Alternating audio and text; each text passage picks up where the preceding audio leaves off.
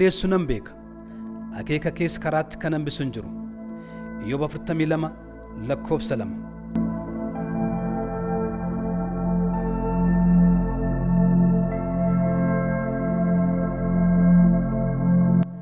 Waaqayyo baroota keessatti wantoota dubbate ni raawwata. Wanta inni karoorses yeroo isaaf iddoo isaa eeggatee ni raawwatama. Akkuma bara durii Waaqayyo dursee waan raawwatamuuf jiru raajota isaatti mul'isaa ture, bara kanattis namoota Waaqayyo garaa garaatti wanta gochuuf jiru dursee mul'isaa jira. Namoota yeroo ammaa kana Waaqayyo irraa ergaa fudhachuun namootaaf biyyatti ergaa himan keessaa ergamaa Geetahuun Immiruu isaan tokko.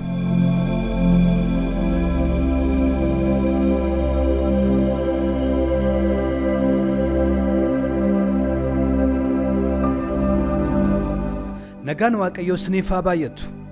Kabajamtoota daawwattoota TV Fayyinaa, akkuma karaa TV Ifa Fayyinaa akkasumas gara waldaa Ifa Fayyinaa qaamaan dhufuun argitanitti karaa nama Waaqayyoo ergamaa Geetahuun Immiruu hojii aangoo Waaqayyoo raawwatuun namoonni biyya garaa garaa irraa fagoof dhiyoo irraa dhufuun hidhaa seexanaaf hidhaa dhukkubaa garaa garaa irraa fayyuun dhugaa ba'umsa isaan kennaniinis yeroo garaa garaatti TV Ifa Fayyinaa irratti dabarsaa akka jirru ni beekama.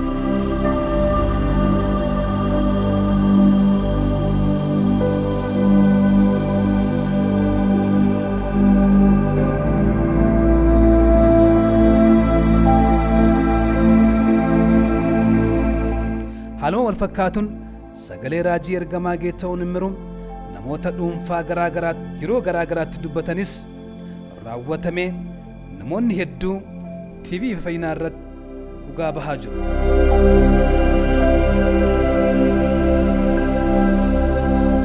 Yeroo ammaa kana immoo sagalee raajii waa'ee biyyoota garaa garaa dubbatan keessaa sagalee raajii biyya Itoophiyaa fi Ameerikaatti raawwatamee jiru isin beeksisuu barbaada.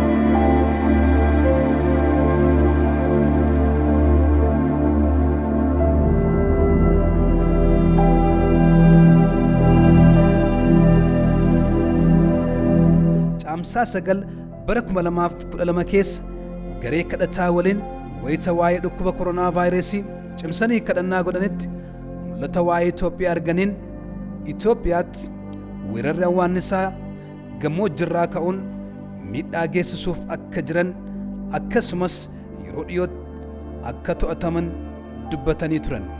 Haleluuyaa! Yesuus guddaadha. Waan nama dhibu keessaa biyya kana keessatti wantoonni ka'uudhaaf ariifatan jiru.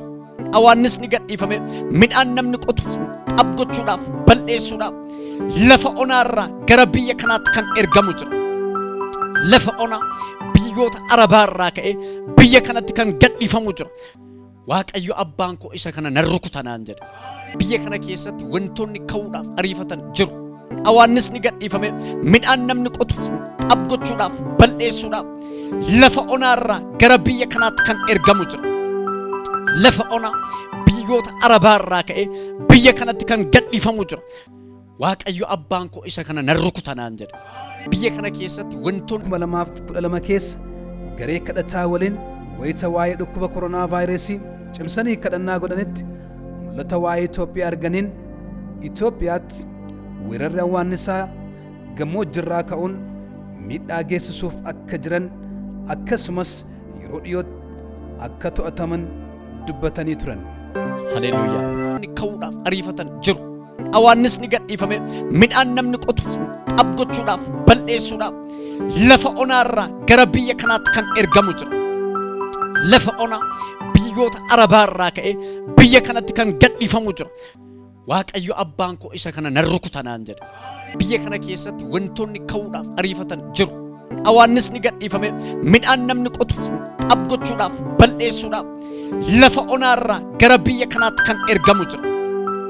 Lafa onaa biyyoota Arabaarraa ka'ee biyya kanatti kan gadhiifamu jira. Waaqayyo abbaan koo isa kana nan rukutanaan jedha. Caamsaa 9 bara 2012 keessa garee kadhataa waliin wayita waa'ee dhukkuba koronaa vaayirasii cimsanii kadhannaa godhanitti mul'ata waa'ee Itoophiyaa arganiin Itoophiyaatti weerarri awwaannisaa gammoojjirraa ka'uun miidhaa geessisuuf akka jiran akkasumas yeroo dhiyootti akka to'ataman dubbatanii turan. Biyya kana keessatti wantoonni ka'uudhaaf ariifatan jiru. Awwaannisni gadhiifame midhaan namni qotu abgochuudhaaf balleessuudhaaf lafa onaarraa gara biyya kanaatti kan ergamu jira. Lafa onaa biyyoota Arabaarraa ka'ee biyya kanatti kan gadhiifamu jira. Waaqayyo abbaan koo isa kana nan rukuta naan jedhe. Awwaannisni biyya kana irratti hin hojjetin. Midhaan qotee bulaa keenya hin nyaatamin. Marga isaarraa dha'eera. Biqilaarraa dha'eera. Magariisarraa dha'eera. Arabaarraa ka'ee biyya kanatti kan gadhiifamu jira. Waaqayyo abbaan koo isa kana nan rukuta naan jedhe. Awwaannisni biyya kana irratti hin hojjetin. Midhaan qotee bulaa keenya hin nyaatamin. Marga isaarraa dha'eera. Biqilaarraa dha'eera. Magariisarraa jiru. Awwaannisni gadhiifame midhaan namni qotu abgochuudhaaf balleessuudhaaf lafa onaarraa gara biyya kanaatti kan ergamu jira. Lafa onaa biyya tanaan jedha. Awwaannisni biyya kana irratti hin hojjetin. Midhaan qotee bulaa keenya hin nyaatamin. Marga isaarraa dha'eera. Biqilaarraa dha'eera. Magariisarraa dha'eera. Bunarraa dha'eera. Midhaan irraa qonna adda addaa ataakiltootarraa dha'eeraan.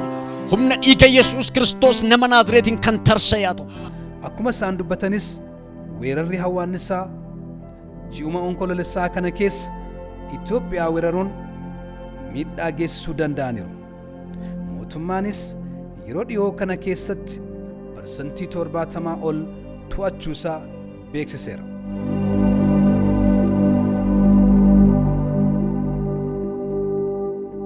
Wayituma kana namni Waaqayyo ergamaa Geetahuun Imruu Ameerikaatti balaan abiddaa ka'uuf akka jiruuf dubbatanii ture. Kanattaan yeroo dhiyootti biyya Ameerikaa keessa ibiddi ka'u jira. Yesuus guddaadha. Amma sirra deebi'een jedha. Biyya Ameerikaa keessatti, biyya Ameerikaatti ibiddi akka ka'u Waaqayyo natti meera. Kanattaan yeroo dhiyootti biyya Ameerikaa keessa ibiddi ka'u jira.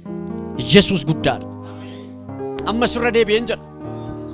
Biyya Ameerikaa keessatti, biyya Ameerikaatti ibiddi akka ka'u Waaqayyo natti meera. Wayituma kana namni Waaqayyo ergamaa Geetahuun Imruu Ameerikaatti balaan abiddaa ka'uuf akka jiruuf dubbatanii ture. Amma sirra deebi'een jedha. Biyya Ameerikaa keessatti, biyya Ameerikaatti ibiddi akka ka'u Waaqayyo natti meera.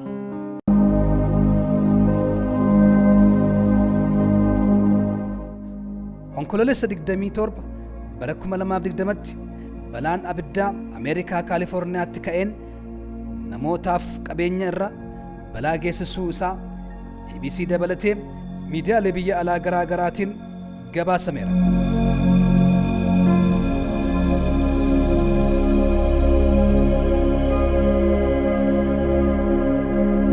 Daawwattoota TV Fayyinaa sagalee raajii namni Waaqayyo waa'ee biyya Itoophiyaaf biyyoota garaa garaa dubbatan hunda yeroo isaa eeggannee kan isin beeksifnu ta'a.